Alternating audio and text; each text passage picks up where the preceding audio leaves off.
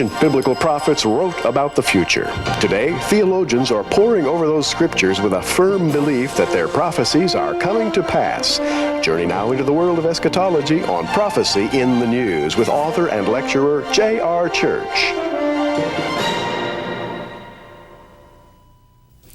On today's Prophecy in the News, we're going to be discussing the recent impeachment debacle. I call it a debacle because though he was impeached, our president was not removed from office. Gary Stimman is here to discuss with me a little verse in Isaiah chapter 5 and verse 20. Gary? That chapter, J.R., talks about many things, but it pronounces woes upon a people who have lost their faith. And one of the woes in Isaiah chapter 5, verse 20, is woe unto them that call evil good and good evil, that put darkness for light and light for darkness, that put bitter for sweet and sweet for bitter. In other words, if you can imagine the idiocy of tasting sugar and saying, ooh, that's bitter. Well, that's just about the same idiocy of looking at something that's pure evil and pronouncing it to be good. And you know, that's Isaiah's statement about his own people in days of apostasy. Well, J.R., I hate to say it, but I believe that what we've seen in the House and Senate recently has shown us more about the American people than it has about one certain president of the United States, William Jefferson Clinton. It says a lot about our people that they're willing to accept what they have. We have never before on this program or in our magazine made the statement that we believe Bill Clinton would stay in office, or made the statement that we believe Bill Clinton would be evicted from the high office of our land. But we have had our private thoughts on the matter, and Gary, I would say we weren't wrong. He's still there. And you know, J.R., we've been talking, and other prophecy teachers for years have been talking about the evils of relativism. We've had at least 2 generations of children in the American public schools who have been raised to have very gray, shall we say, grayish opinions about right and wrong. And the general idea that you really can't pronounce something absolutely wrong until you hear the whole story. And that all ethics and morals are really relative, and don't judge me until you judge yourself. And this is essentially now the adult population of the United States, voting representatives into office who are willing to call good evil and evil good. By the way, the people who attempted to prosecute this case, this impeachment case, are, even as we speak, being spoken of as the subjects of future suits. For example, Ken Starr now is being held up as a villain. The various House managers who prosecuted the case, put it together, are being called villains. Woe to them that call evil good and good evil. You know, for the past 25, 30 years in America, we have seen a growing menace in the news media against Christians. Christian bashing has become what I have labeled the latest American sport. No longer are jokes played out upon other segments of our society. It's all narrowed down to, it's not politically correct to have ethnic jokes and various kinds of political jokes, except for Christians. And Christians, of course, have become the whipping boy of society. It's sad to me to think. For example, a very famous preacher recently said that he believed the Antichrist would be Jewish. And boy, did he ever catch it. I just want to go on record as agreeing with him that even though Jesus was a Jew, from, I believe, the tribe of Dan, one of the 12 tribes, will come the Antichrist. And I think, because the rabbi said that he would produce the Antichrist 150 years before the birth of Christ. So, what can we say? Yeah. Christian ministers are just, the media is just looking for a reason to try to destroy the credibility and the integrity and the character of God's ministers because they call good evil. Yeah. Let's look for a moment at the age in which we live. Now, certainly the apostles told us that there would be really perilous times, to use Paul's words, in the last days. And I think we've come to that time, J.R., but what statement can we make about the Antichrist? I know it's very popular to ask, is he alive today? And if so, what would he look like? Well, we've written on that subject. We've talked about this a little bit. We've talked about how Daniel says he must come out of the Roman Empire. We've talked about the tribe of Dan connection, which is well documented, that in ancient days the tribe of Dan went northward up into Greece and then they migrated into Europe. Now we're talking about the tribe of Dan, not all of the 10 lost tribes. And the rabbis, as you say, in fact even pre-rabbinically, back in the days of the sages before Christ, they said that the anti-Messiah, they didn't call him an antichrist, but the false Messiah would come out of the tribe of Dan. So what can we say about today? If you wanted to make a statement, I wouldn't name the name of any particular man as Antichrist, and I don't think you would either. Well, not publicly anyway. Not publicly. But recently I was, there was a rather famous minister who was interviewed on a radio broadcast, I guess, maybe his radio broadcast, went across America, told the whole world that I believed, that J.R. Church believes Bill Clinton is the Antichrist. Well, all of that came out of a little trip at a prophecy conference in a van between the hotel and the place where we to speak. Mm-hmm. And you know how men will talk and, when buddies get together, they jaw each other and fun around. And speculate a little bit. And speculate a little bit. Who knows? I mean, I've got my private thoughts. But I didn't come out publicly and say that Bill Clinton was the Antichrist. But now this fellow, who has a lack of wisdom, I guess, about him, decides that he wants to tell the whole world that J.R. Church believes that Bill Clinton is the Antichrist.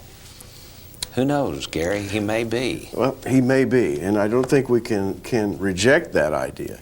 But we do know that there is an Antichrist. Probably, if we're right about the times, he's probably alive today. He doesn't know who he is.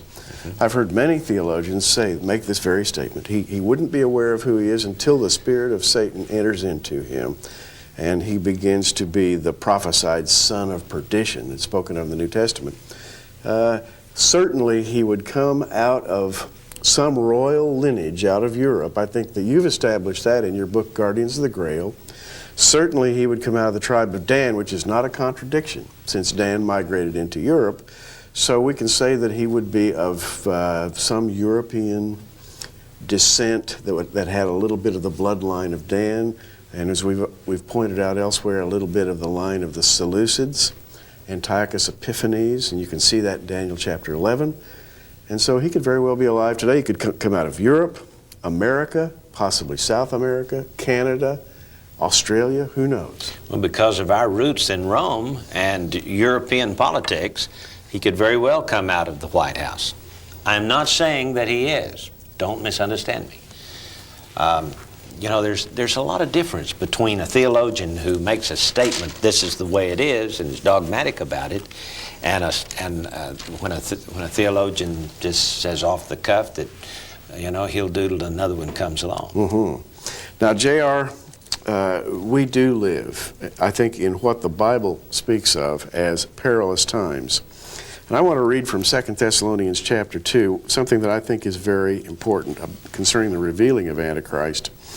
It says in chapter 11, "And for this cause, that is, for the revealing of the Antichrist, God shall send them strong delusion, that they should believe a lie."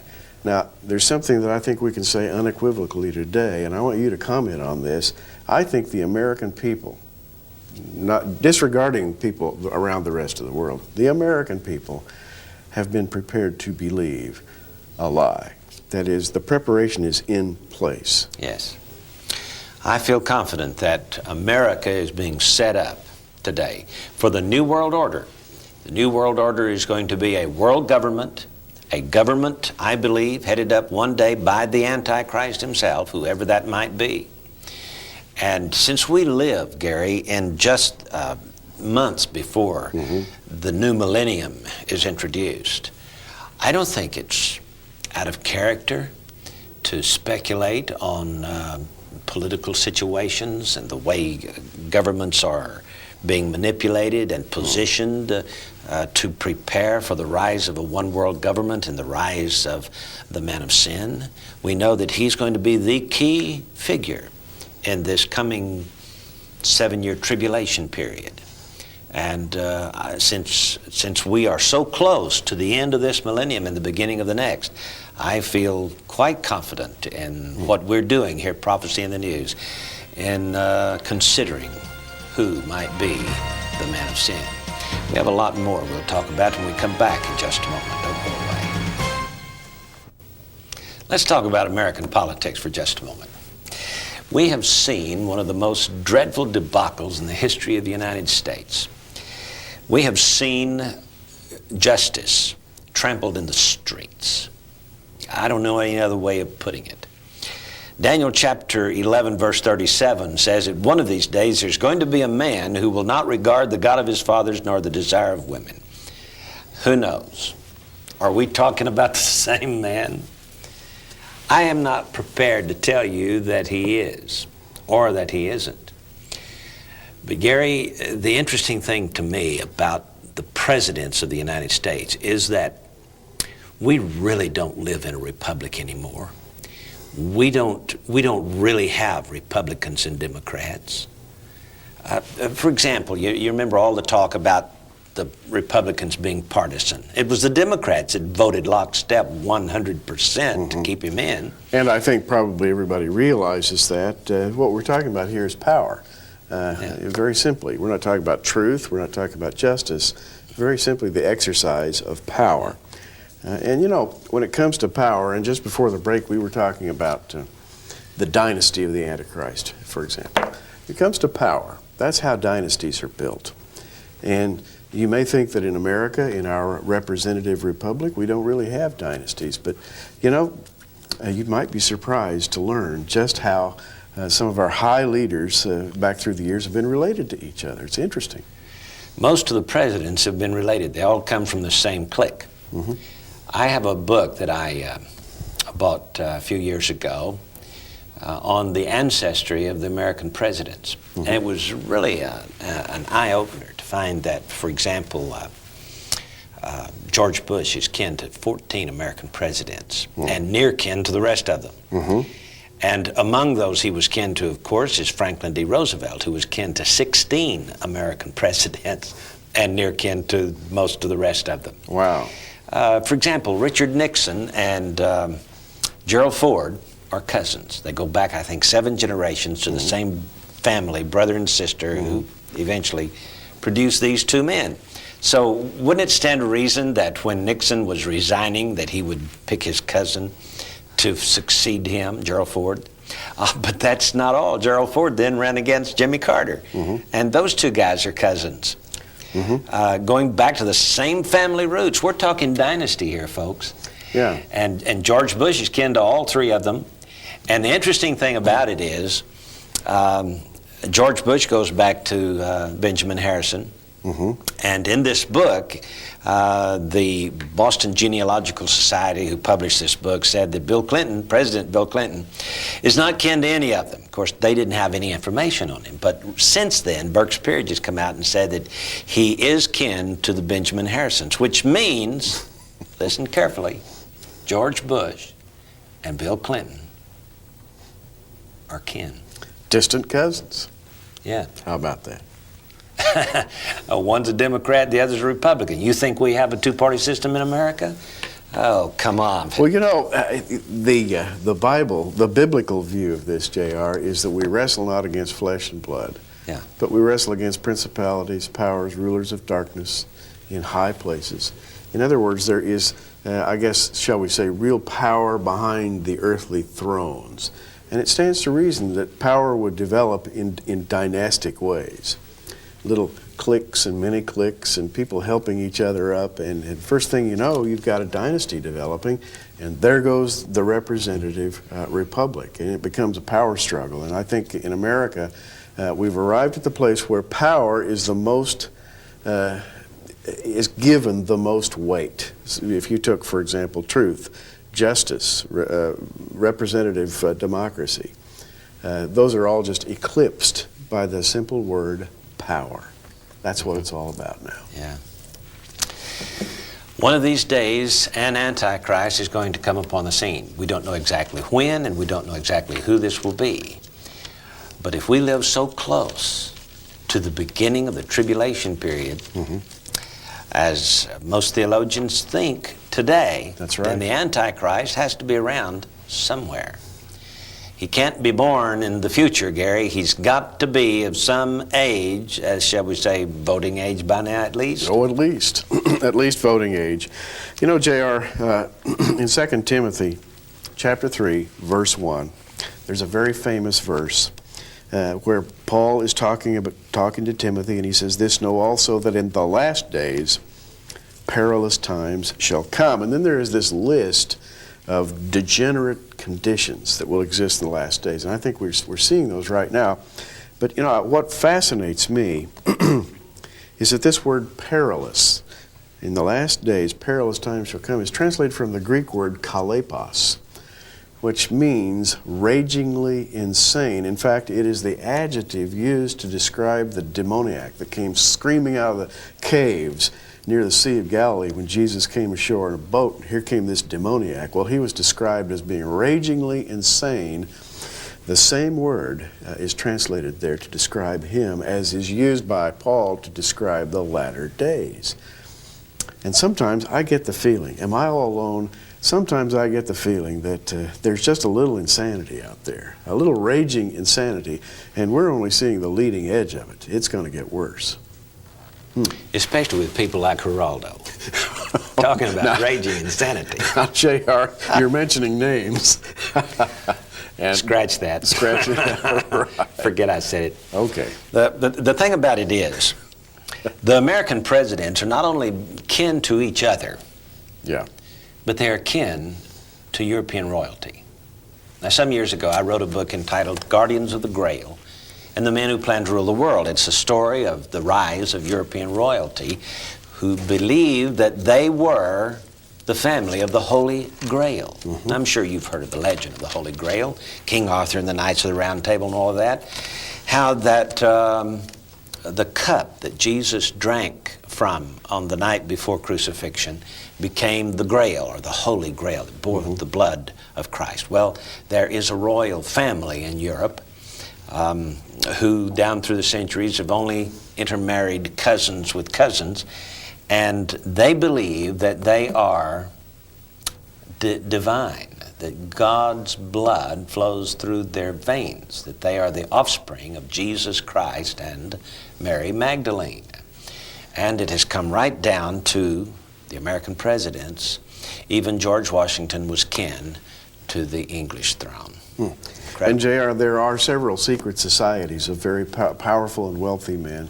I tend to downplay heavy conspiracy theory because I believe the real conspirator is Satan, and he's the one in power. He controls all these conspiracies. But I do believe that there are secret cabals of men behind the scenes who have one goal in mind, and that is that they want to deal themselves as much power as possible. Me first and then you later, you know. After I get mine, then you can have yours. That's their basic motto. And the Antichrist, I think, is going to epitomize this type of thinking. He's going to be the ultimate me first sort of a guy. And he will literally believe that he has the entire world for himself. When you see someone standing up, as did Adolf Hitler, Benito Mussolini, sticking that chin out and telling people that if you'll follow me, there's nothing you can't have.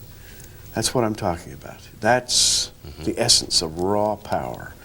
And you know, this pride, this hubris, this arrogance has characterized so much of American politics lately, it's very frightening. In the book of the Revelation, there's the story of a dragon that rises up out of the sea. Now, we feel that this dragon is mostly metaphoric, that this is typology here, that in the language of first century Christianity and first century Judaism, a lot of metaphoric language is used simply because there was not enough vocabulary to put everything in its proper perspective.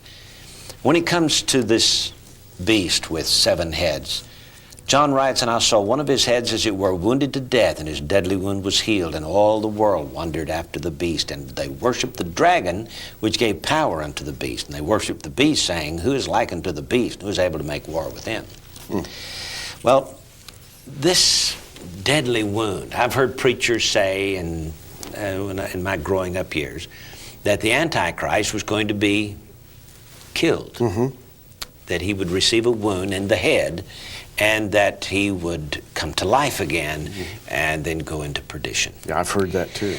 It may not be literal, folks. It could be metaphoric. And you know, this fact that our president had a deadly wound that was healed. He came through that impeachment and is alive and well in the office of president today.